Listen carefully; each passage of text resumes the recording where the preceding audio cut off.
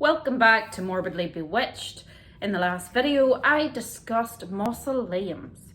And in this video, I'm going to be talking about the mausoleum's subterranean cousin, the crypt. Stay tuned.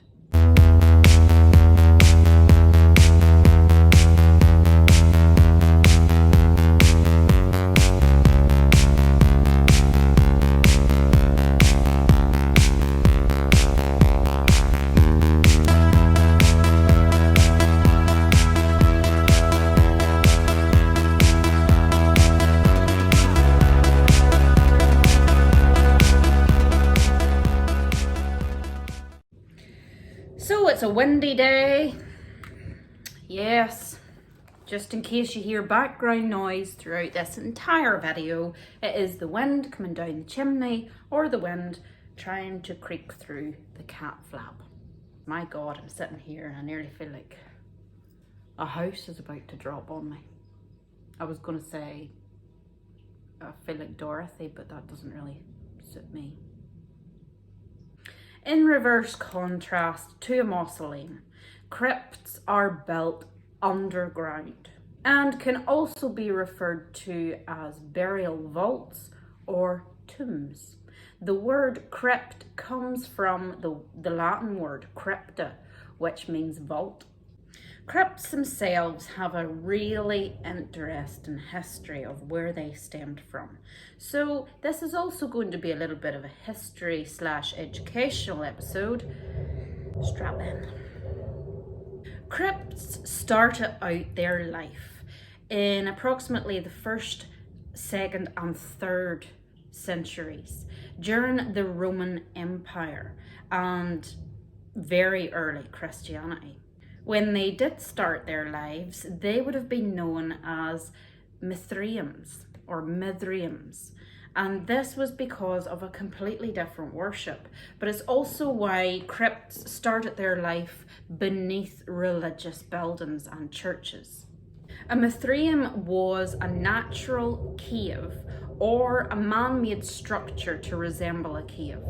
And it had benches along the sides of the internal walls so that people could sit down and share a meal.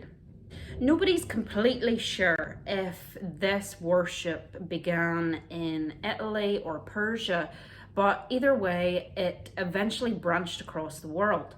And funnily enough, it was a cult.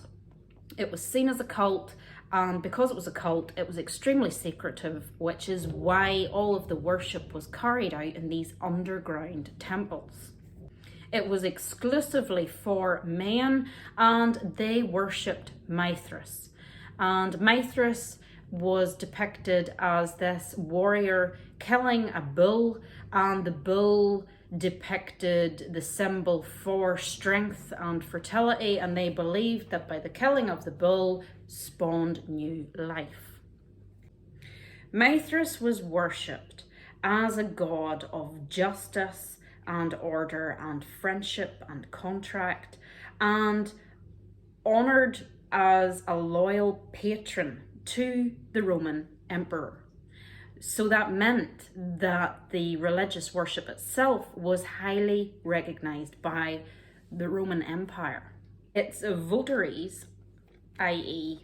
people that follow a cult, grew exponentially and across the world. The legend goes that Mithra fought the strong bull and slaughtered the animal and looked away from the animal towards the moon, which was also a sign of fertility, as the bull died.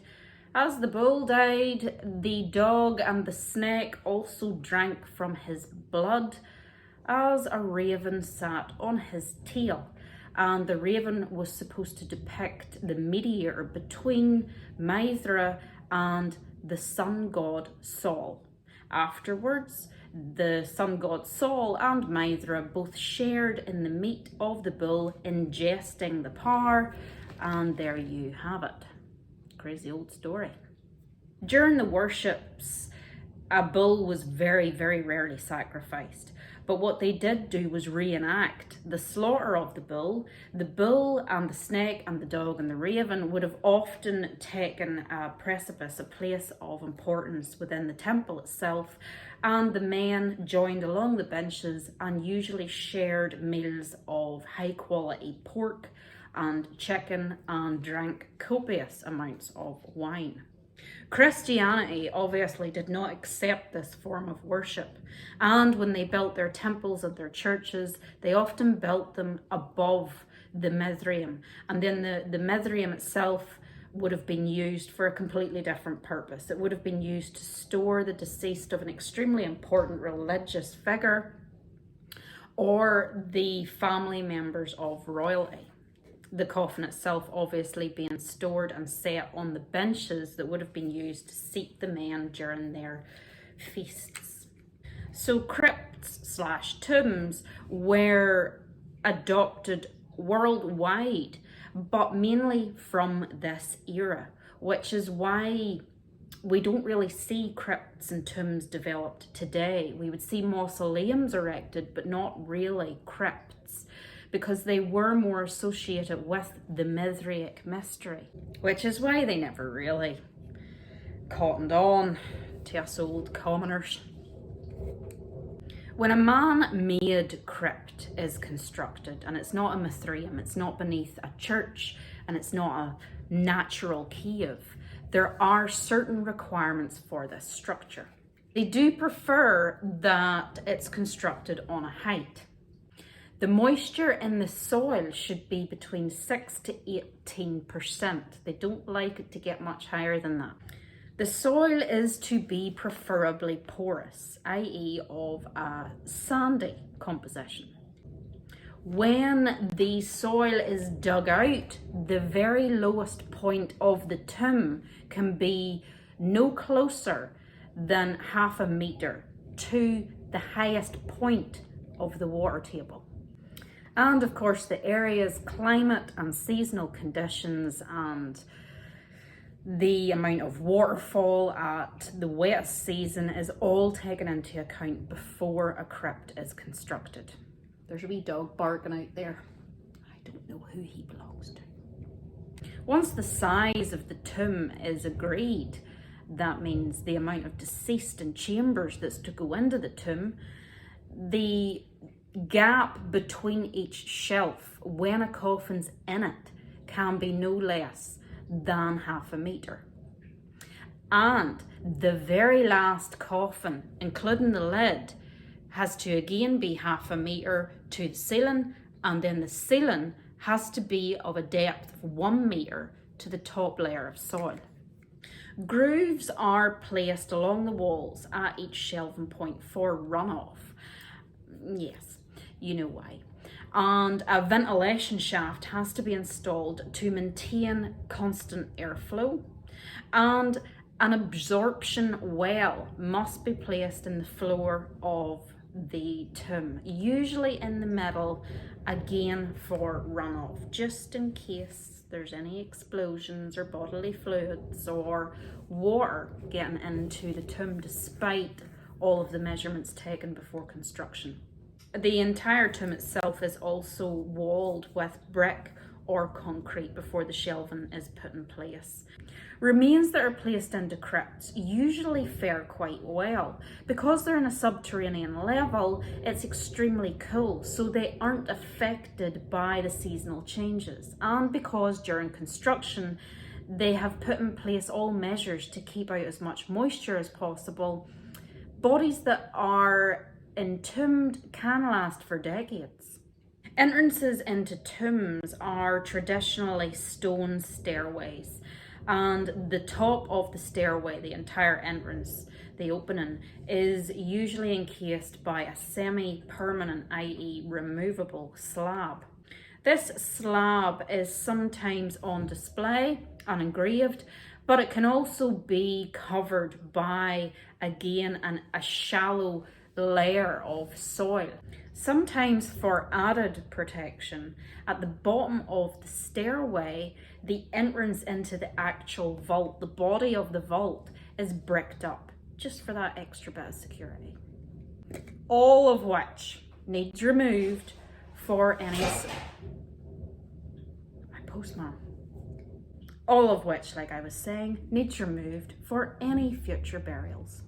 So even for the burial of another loved one in a crypt can run expensive, because you've the removal of the slab, you've the removal of the bricks in the doorway, and then that all needs put back together again and sealed. In today's modern society, crypts are very rarely requested to be constructed. But what we do have, and it's adopted mainly in America, is lawn crypts. And these are nowhere near as extravagant or complex as you would consider a tomb to be. They are basically vaulted burial plots. A burial plot is purchased in a cemetery just as you normally would, the only difference being that the plot itself is encased in concrete with a semi-permanent slab to separate it from the next burial plot if you were to buy 2 or 3 or 4, or they were to go side by side or above each other. This boxed in lining to the burial plot itself is called a caisson, from the French word caisson, which means box or enclosing structure. These are obviously far more expensive than a standard burial plot, however advertised and sold as that extra added protection to families that Uncle Jimmy isn't going to be exposed to the elements or crushed under the weight of soil. So there you have it, some educational snippets on crypts. Join me in my next video where I will bring you a few interesting tales concerning crypts from around the world. Please subscribe and I'll see you soon.